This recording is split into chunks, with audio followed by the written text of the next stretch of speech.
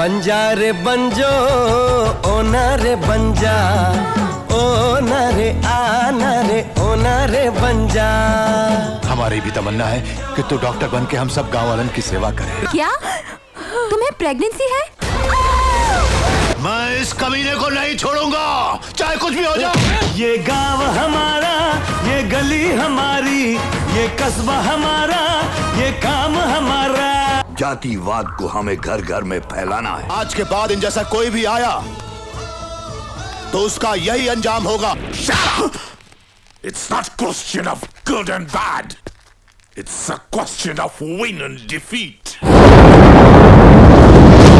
दिल्ली विधानसभा चुनाव में भाजपा को मिली जीत से एनडीए तो उसका ही था, लेकिन जनता दल यूनाइटेड का बुरा हाल हुआ है।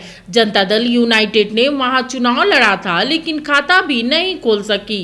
सरकार दिल्ली चुनाव पे 2 सब सीएम साहब। मुख्यमंत्री नीतीश कुमार अक्सर कम बोलते हैं, प्रतिक्रिया उनकी बहुत सधी हुई होती है, लेकिन हर कोई मुख्यमंत्री के मुंह से दिल्ली चुनाव पर उनकी प्रतिक्रिया जानना चाह रहा था। मुख्यमंत्री नीतीश कुमार सूफी संत हजरत मखदूम शाह कमालुद्दीन अहमद आहिया मनेरी रहमतुल्लाह अलैह का 556वें 3 दिवसीय सालाना उर्स मुबारक पर मनेर शरीफ स्थित दरगाह पहुंचे थे। इस दौरान मुख्यमंत्री नीतीश कुमार ने चादर पोशी भी की और देश की तरक्की और खुशहाली की कामना की। लेकिन जब मुख्यमंत्री नीतीश कुमार से दिल्ली चुनाव पर रिएक्शन पूछा गया तो मुख्यमंत्री नीतीश कुमार ने चुप्पी साध ली और मुस्कुराते हुए हाथ जोड़ा और फिर अपनी गाड़ी में बैठ गए। सरकार दिल्ली चुनाव पे 2 सब सीएम साहब।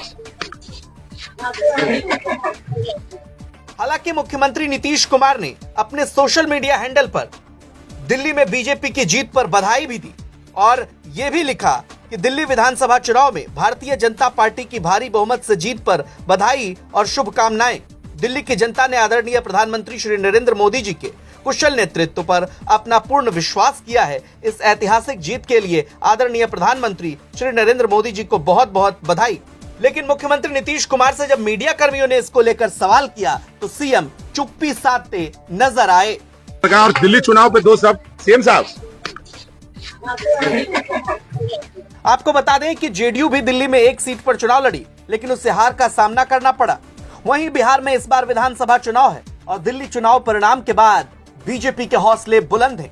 बीजेपी ने सीएम नीतीश को ही चेहरा माना है और एनडीए की तरफ से 2025 यानी इस साल होने वाले विधानसभा चुनाव में नीतीश कुमार ही सीएम फेस हैं। लेकिन सवाल यह है कि दिल्ली में जिस तरह से भारतीय जनता पार्टी को जीत मिली है, क्या बिहार में बड़ा खेल हो सकता है? ये सवाल अपने आप में बड़ा है।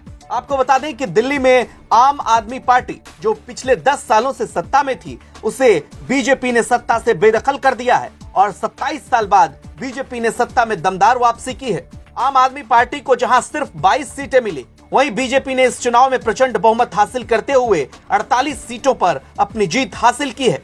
अब सीधे तौर पर मुख्यमंत्री नीतीश कुमार कुछ बोलने से चुप्पी साध रहे हैं, इसका क्या सियासी मायना हो सकता है? जब टूटती है आस, जब थकती है सांस, जब रूठते हैं अपने, मुंह मोड़ता है जमाना, जब अंगड़ाई लेता है संकल्प, फिर बनती है कहानी, बनते हैं अनमिट निशान। देखिए मेरे साथ संघर्ष की दास्तान।